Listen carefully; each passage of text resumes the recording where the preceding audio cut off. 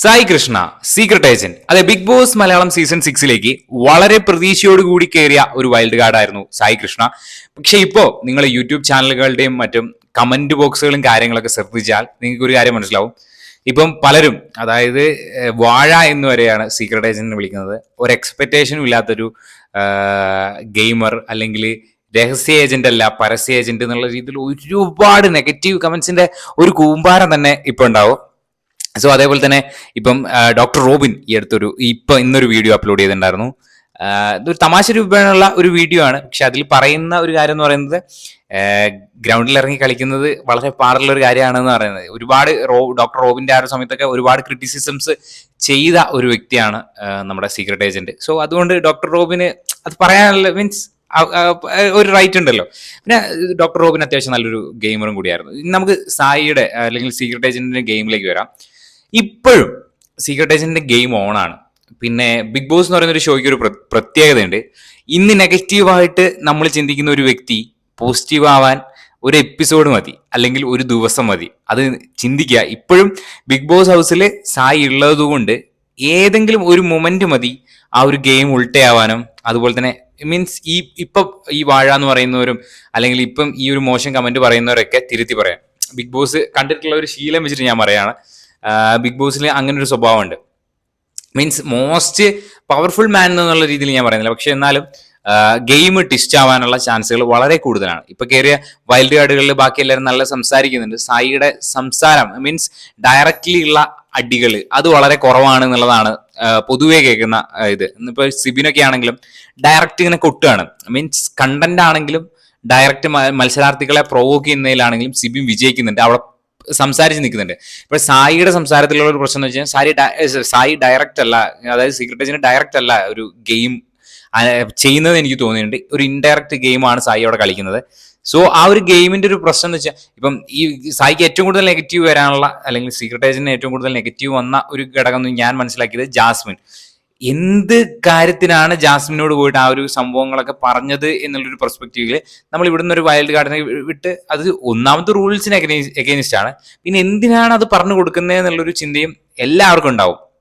Even ഇപ്പോൾ ജാസ്മിന്റെ വീട്ടിൽ നിന്ന് വന്ന കോളിന് വരെ ഒരുപാട് ഇതുണ്ടായിരുന്നു. എന്നാൽ ബാക്കിയുള്ള കണ്ടസ്റ്റൻസിനൊക്കെ പറഞ്ഞു കൊടുത്തു എന്തുകൊണ്ട് സായി അത് ചെയ്തു എന്നുള്ളത് ഒരു ഗെയിമറായിട്ട് അനലൈസ് ചെയ്യുമ്പോൾ നമ്മുടെ ഓപ്പോസിറ്റ് നിൽക്കുന്ന നല്ലൊരു എതിരാളിയെ തകർത്താനുള്ള ഒരു സംഭവമായിട്ട് അതിനെ കണക്കാക്കാം. ആ ഒരു സംഭവം വെച്ച് നോക്കുകയാണെങ്കിൽ ജാസ്മിൻ അവിടെ തകർന്നിട്ടുണ്ട്, അതായത് മെന്റലി തകർന്നിട്ടുണ്ട്. പക്ഷെ അതിൻ്റെ ഒരു ആവശ്യം ഉണ്ടായിരുന്നില്ല എന്നാണ് എനിക്ക് തോന്നുന്നത്. ഓൾറെഡി ആ ഒരു പുറത്തൊരു നെഗറ്റീവ് കോംബോ എന്നുള്ള രീതിയിൽ പോയിക്കൊണ്ടിരിക്കുകയാണ്. സോ അവരെ പോയി സഹായിച്ച് ഇതാവുമ്പോൾ മീൻസ് ആ ഒരു നെഗറ്റിവിറ്റിയാണ് ആ വൈൽഡ് കാർഡിനും കിട്ടുന്നത്. സോ അത് ഇപ്പൊ നമ്മൾ കമന്റ് ബോക്സൊക്കെ നിങ്ങൾക്ക് ശ്രദ്ധിച്ചാൽ മനസ്സിലാവും, ഒരുപാട് കമന്റുകളും കാര്യങ്ങളൊക്കെ വരുന്നുണ്ട്. അതെ, സായിയുടെ ഗെയിം ഈ ഒരു സ്ലോ പേസ് ഗെയിമാണ് പോയിക്കൊണ്ടിരിക്കുന്നത്.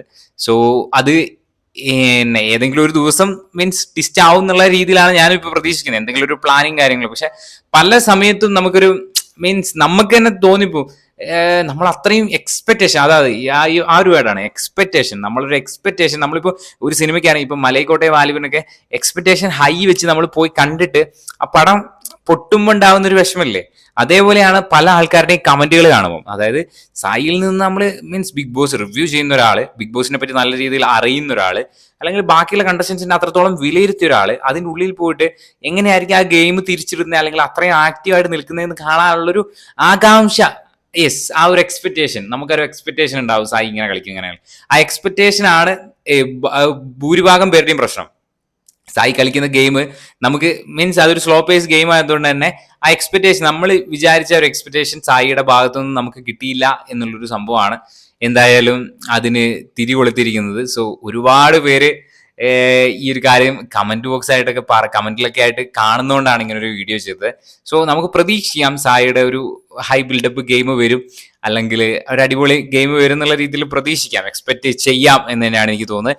അതായത് സായി സഹായിച്ചിട്ട് ജാസ്മിൻ തിരിച്ചു കുത്തിയത് നമ്മൾ കണ്ടതാണ്. അപ്പം എനിക്ക് ആ സമയത്തൊക്കെ തോന്നി എന്തിനാണ് സായി അവളെ സഹായിച്ചത് എന്നുള്ളൊരു ചിന്തയും കാര്യങ്ങളൊക്കെ വന്നിട്ടുണ്ടായിരുന്നു. സോ എന്തായാലും നമുക്ക് നോക്കാം.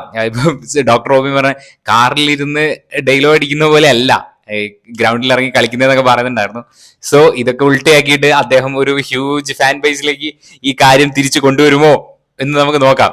അല്ലെ? അതാണല്ലോ നമുക്കിപ്പോ എക്സ്പെക്ടേഷൻസ് വെക്കാലോ. സോ നമുക്ക് നോക്കാം നിങ്ങൾക്ക് സീക്രട്ട് ഏജന്റിനെ പറ്റിയുള്ള അഭിപ്രായങ്ങൾ, ബിഗ് ബോസിലെ സീക്രട്ട് ഏജന്റിനെ പറ്റിയുള്ള നിങ്ങളുടെ അഭിപ്രായങ്ങൾ നിങ്ങൾ കമന്റ് ബോക്സിൽ രേഖപ്പെടുത്തുക. അതുപോലെ തന്നെ ബിഗ് ബോസിൽ പോകുമ്പോൾ പറയുന്നുണ്ടായിരുന്നു നിങ്ങൾ കണ്ട സീക്രട്ട് ഏജന്റ് അല്ല, സായി ആയിട്ടാണ് ഞാൻ ബിഗ് ബോസിൽ വരുന്നതെന്നാണ് സീക്രട്ട് ഏജന്റ് പറഞ്ഞത്. നമുക്ക് നോക്കാം അല്ലേ ഗൈസ്, എന്തായിരിക്കും ഇനി എങ്ങനെയാണ് ഗെയിം പോകാനുള്ളത് എന്നൊക്കെ നമുക്ക് നോക്കാം. നിങ്ങൾക്ക് സീക്രട്ട് ഏജന്റിനെ പറ്റിയുള്ള അഭിപ്രായങ്ങൾ നിങ്ങൾ കമന്റ് ബോക്സിൽ രേഖപ്പെടുത്തുക. അപ്പോൾ പുതിയൊരു വീഡിയോ ആയിട്ട് വീണ്ടും വരാം. അതുവരെയ്ക്കും ബൈ.